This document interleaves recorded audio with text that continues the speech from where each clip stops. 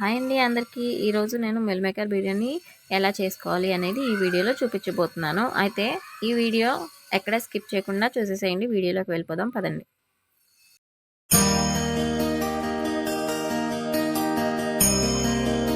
ముందుగా ఈ meal maker biryani చేసుకోవడానికి కావాల్సిన పదార్థాలన్నీ చూసుకుందాం. ఫస్ట్ నేను మిల్ మేకర్ అనేది 10 to 15 మినిట్స్ నానబెట్టి ఉంచుకుంటే సరిపోతుందండి. నేను 10 to 15 మినిట్స్ నానబెట్టాను. నానబెట్టి వాటర్ అనేది లేకుండా గట్టిగా పిండేసి ఒక ప్లేట్లో పక్కన పెట్టుకున్నానండి. చూడండి వీడియోలో చూపిస్తున్న విధంగా నేను మిల్ మేకర్ అనేది పిండేసి పక్కన పెట్టుకున్నాను. దీని తర్వాత నాకు కావాల్సినవి ఏంటేంటి అనేది కూడా నేను మీకు చూపిస్తాను, చూసేసేయండి. ఉల్లిపాయలు తగినన్ని కట్ చేసుకున్నాను. పచ్చిమిరపకాయలు, బిర్యానీ మసాలా తీసుకున్నానండి. ఇంకా కొత్తిమీర, పుదీనా కూడా నేను తీసుకున్నాను. అండ్ బిర్యానీ మసాలాలు బిర్యానీ ఆకు, జీడిపప్పు, దాల్చిన చెక్క, లవంగాలు, పువ్వు తీసుకున్నానండి. కొత్తిమీర, పుదీనా అనేది ఒలిసేసి సెపరేట్గా పెట్టుకున్నాను. ఇంకా అల్లం, వెల్లుల్లి, ధనియాలు వేసి మిక్సీ వేసుకున్నాను. ఆ అల్లం వెల్లుల్లి పేస్ట్ అనేది కూడా నేను రెడీ చేసుకున్నాను. టమాటాస్ కూడా తగినన్ని కట్ చేసుకొని పెట్టుకున్నానండి. చూడండి ఇవన్నీ బిర్యానీ చేయడానికి కావాల్సిన పదార్థాలు. ఇప్పుడు బిర్యానీ ఎలా చేసుకోవాలి అనేది చూసేద్దాం. నేను కొత్తిమీర, పుదీనా అనేది కలిపేసి నీట్గా కడిగి పక్కన పెట్టుకున్నానండి. అది కూడా నేను మీకు వీడియోలో చూపిస్తాను. రైస్ అనేది కూడా ముందుగా నానబెట్టి ఉంచుకోవాలి. నానబెట్టి నేను కడిగేసిన తర్వాత చూపిస్తున్నానండి. రైస్ అనేది నేను 1 kg తీసుకున్నాను. రైస్ కావాల్సినవన్నీ రెడీగా ఉన్నాయిగా, ఇంకా వంట స్టార్ట్ చేసేద్దాం, వచ్చేసేయండి. నేను ఇప్పుడు స్టవ్ పైన ఒక కళాయి పెట్టుకున్నాను. ఆ కళాయిలోని నేను నెయ్యి వేసుకుంటున్నానండి. నెయ్యి చాలా టేస్టీ వస్తుంది బిర్యానీకి. నెయ్యి వేసుకున్నాను. నెయ్యి వేసుకున్న తర్వాత అది హీట్ ఎక్కిన తర్వాత నేను బిర్యానీ ఆకు, లవంగాలు, దాల్చిన చెక్క, యాలకులు, పువ్వు వేసుకొని వేయించుకున్నానండి. అవి వేగిపోయిన తర్వాత నేను ఉల్లిపాయ కలుపుకున్నాను. ఉల్లిపాయలని బాగా ఎర్రగా అయ్యేంత వరకు వేగించుకోవాలండి. ఈ ఉల్లిపాయలు వేగే లోపు మనం కొత్తిమీర, పుదీనా అనేది నీట్గా కడిగి పక్కన తీసుకుని పెట్టుకుందాం. ఇప్పుడు చూడండి ఉల్లిపాయలు అనేవి వేగిపోయాయి కదా, చూడండి ఎర్రగా అయినాయి. ఇంత బాగా వేగితే టేస్ట్ అనేది కూడా బాగా వస్తుంది. జీడిపప్పు కూడా యాడ్ చేసి నేను వేసుకున్నాను. జీడిపప్పు వేగిన తర్వాత టమాటాని కూడా యాడ్ చేసుకున్నానండి. టమాటాలు అనేవి బాగా మగ్గేంత వరకు వేగించుకోవాలండి. చూడండి మొత్తం మగ్గిపోవాలి. టమాటాలు మగ్గిపోయాయి చూసారా అండి. ఇప్పుడు మనము అల్లం వెల్లుల్లి పేస్ట్ అనేది మిక్సీ వేసి పెట్టుకున్నాను కదా, అల్లం వెల్లుల్లి పేస్ట్ అనేది యాడ్ చేసుకోవాలండి. చూడండి అల్లం వెల్లుల్లి పచ్చివాసన అనేది పోయేంత వరకు కూడా మనం వేయించుకోవాలి. ఈలోపు ఇందాక నేను పుదీనా, కొత్తిమీర నానబెట్టి ఉంచుకున్నానండి. అది ఇప్పుడు క్లీన్ చేసుకుందాం. నీట్గా ఇసుక అనేది లేకుండా మంచిగా క్లీన్ చేసుకోవాలి. 1కి 2, 3 సార్లు క్లీన్ చేయాలండి. అల్లం వెల్లుల్లిపాయ పేస్ట్ వేసుకున్న తర్వాత బాగా మనం మిక్స్ చేస్తూ ఉండాలి.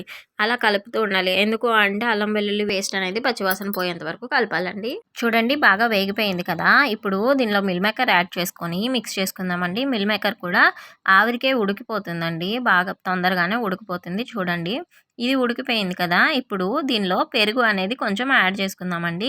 పెరుగు యాడ్ చేసుకుని దానిలోని కొత్తిమీర, పుదీనా కడిగి పెట్టుకున్నాం కదా, అది కూడా యాడ్ చేసుకోవాలండి. యాడ్ చేసుకొని ఇప్పుడు మొత్తం బాగా మిక్స్ అయ్యే విధంగా కలుపుకుంటూ ఉండాలండి. చూడండి వీడియోలో చూపిస్తున్న విధంగా బాగా మిక్స్ చేసుకుంటున్నానండి. మిక్స్ టేస్ట్ అయితే మాత్రం భలేగా ఉంటుందండి. మీరు కూడా ఒకసారి ట్రై చేసేసేయండి ఈ రెసిపీని.